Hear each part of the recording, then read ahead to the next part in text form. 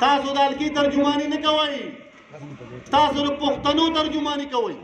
د را روان الیکشن د تیاریانو په سلسله کې د عوامي نیشنل پارټي یو سی کوګا ورکرز کنونشن په کوګا کې د ناظم مندن نصیب خان پر اشګه کې وشو. د ناظم کوګا 2 و صدر یو سی کوګا سوراب خان په صدارت کې شوی د ورکرز کنونشن کې ضلعي صدر محمد کریم بابک، د قومي اسمبلی انیټن نامزد امیدوار حاجی رؤوف خان، صدر مندن سید شمشیر باچا، جنرل سیکرټري یو سی کوګا یاقوت خان او ناظم خودخیر ګلزار حسین بابک نه علاوه کارکنانو په ګڼ تعداد کې ګډون کړی وو. ورکرز کنونشن ته ضلعي صدر محمد کریم بابک، حاجی رؤوف خان، ناظم مندن نصیب خان، ناظم خودخیر ګلزار حسین بابک، جنرل سیکرټري یاقوت خان او ناظم کوګا 2 سوراب خان خطابونه وکړل او د عوامي نیشنل پارټي په سیاست، خدمات او منشور یې رڼا واچوله. مقررین وویل چې عوامي نیشنل پارټي د دې قوم حقیقي پارټي ده چې په هر وخت او هر قسم حالاتو کې د دې خورې د پاره اواز پورته کړي او د پښتون اولس نمائندګي یې کړي. هغوی زیاته کړه چې قوم د 2008 په عامو انتخاباتو کې په ان پی اعتماد وکړو، نه ان پی د عوامو د ووټ قرض ادا کو، په صوبه کې داسې ترقیاتي کارونه وکړل چې پښتون قوم به یې تل تر تله یاد ساتي. هغوی عوامو ته اپیل وکړو چې په روان الیکشن کې یو ځل بیا په لاټین مهر ولګوي او د ان پی نامزد امیدواران کامیاب کړي. ان شاء الله موږ به په صوبایي او قومي اسمبلی کې د پښتون قوم برپور نمائندګي کوو او د پښتنو د بقا، ترقۍ او خوشحالۍ لپاره به کارونه کوو. مشران وویل چې ولس دې د عوامي نیشنل پارټي د سرې جنډې د لاندې متحد شي، ځکه چې بلې پارټي نه د پښتنو نمائندګي مخکې کړې او نه به یې بیا وکړي. دا د دې خبرې واضح ثبوت دی چې عوامي نیشنل پارټي په پی کې 27 کې او په دې بنیر کې دا یو قوت دی او دا یو قوت وو او ان شاء الله تعالی د دې انکار نشي کېدی. او چې نن تاسو په دې دوره ګڼ تعداد کې نو چې دا د دې الیکشن بګل بجاو شوی دی نو د کوګا ټول یونین کونسل را پاسېدلی دی او نن په دې اجره کې او په دې دوره ګڼ تعداد کې چې راغلي دي نو دا خلک هم دې دپاره راغلی دی چې دا مشران څه وایي، دوی خپلو کلو ته، خپل دکانونو ته، خپلو اجرو ته، خپلو کوڅو ته، جوماتونو کې، په محفلونو کې خبره وکړي او هغه به څنګه وي چې موږ به هغه ځای نه شروع کوو چې باچا خان څنګه دې کلي ته په دې کلي کې بیا دې اجرې ته راغلی دی نو هغه په دې اجره کې مو ویلي وو چې خپله خاوره نه خپل اختیار. دا خبره هغه په خپله کړې وه او د هغه د خپل اختیار خبره یې کړې وه او د دې ځوانانو د دې زلمو د تعلیم د حاصلولو دپاره هغه د مدرسو بنیاد ایښلی و او د هغې مدرسو بنیاد چې هغه ایښودو نو هغه په دې وجه باندې ایښودو چې د پښتنو بچي تعلیم وکړي او تعلیم یافته شي، په دوی کې شعور او بیداري پیدا شي او دوی پوه شي او د خپل حق ته غوښتو دپاره چې دوی جدوجهد کوي. خاوره دا ډېره زیاته زرخیزه خاوره ده، دا خاوره د اتفاق نه ډکه ده، دا خاوره د اتحاد نه ډکه ده، دا خاوره داسې سپینګیري، داسې کسکر، داسې پښتانه او داسې جرګمار مشران لري. مشران د دې مثال دا نن په ټوله پښتونخوا کې نه بلکې په لر او په بر په پښتنو کې د دې مثال ورکړل کېږي. مثال او د دې نه علاوه مثال به موږ نور څه ورکړو. نن زموږ او ستاسو د دې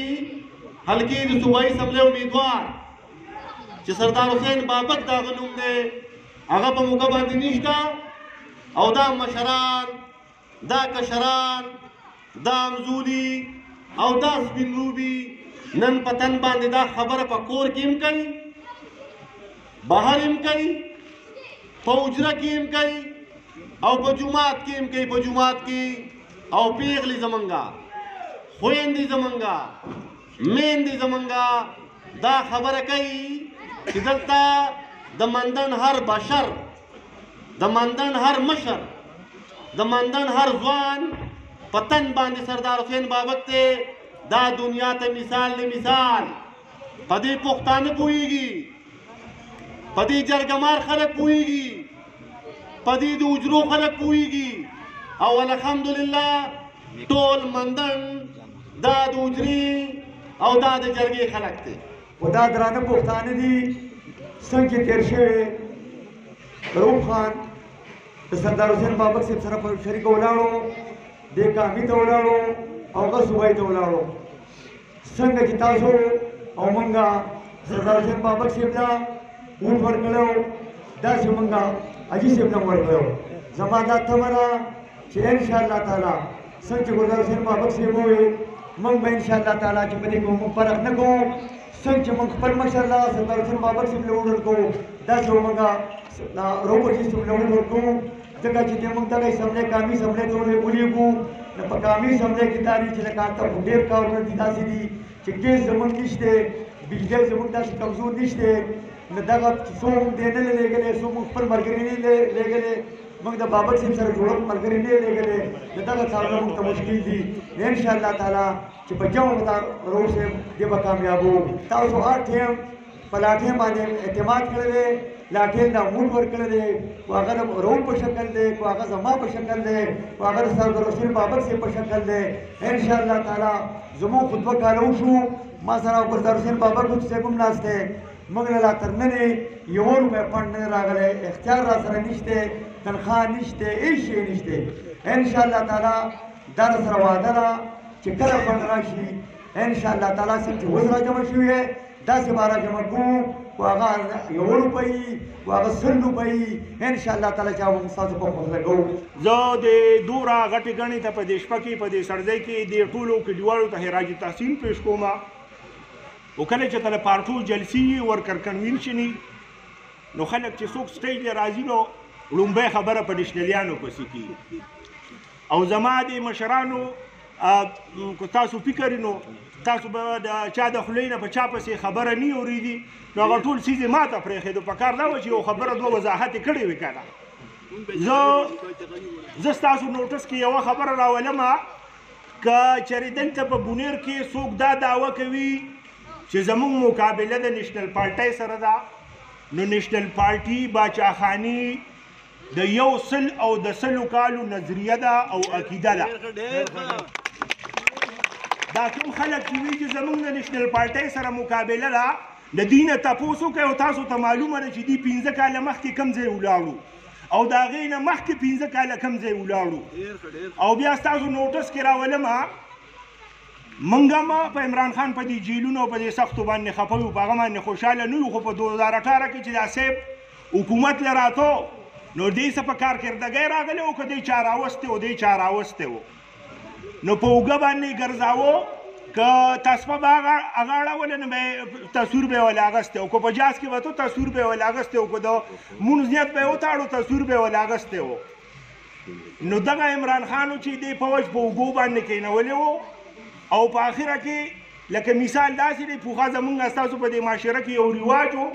نن سبا چې څنګه په دې مدرسو کې دا ختمونه رواج ته تللي دي او خلک پکې خیراتونه کوي او میلمانه پکې راغواړي داسې زمونږ ستاسو په معاشره کې پوخا چې چا به خپل بچی سنتاوه نو ګڼه ګوڼه به یې جوړه کړې وه چایانې مټیایانې به یې راوړې وي او هغه کوم لوکې چې به یې سنتاوه نو هغه به ماما په اوږه باندې یخې و په هغه ناستو ګڼه ګوڼه کې به یې ګرځاوه او هغه ماما به یې د دې لپاره ګرځاوه چا به ولې پیسې ورکولې چا به ولې هسې شاباس ورکو نو عمران خان دغه ماماګانو په اوږه کېنولې وو او په اوس په خانه زما د عمران خان سره هېڅ دشمني نشته هو زما یو دشمني شته زما دشمني د عمران خان د هغه ورکر سره ده کوم چې د پردو پارټو مشرانو ته کنځل کی سپین روبه خلک کنځي لکه خودداري په هغې کې نه چې خودسري ده پکې نو زه هغې ته دا وایم چې راشئ میدان ته په میدان مقابله وکړئ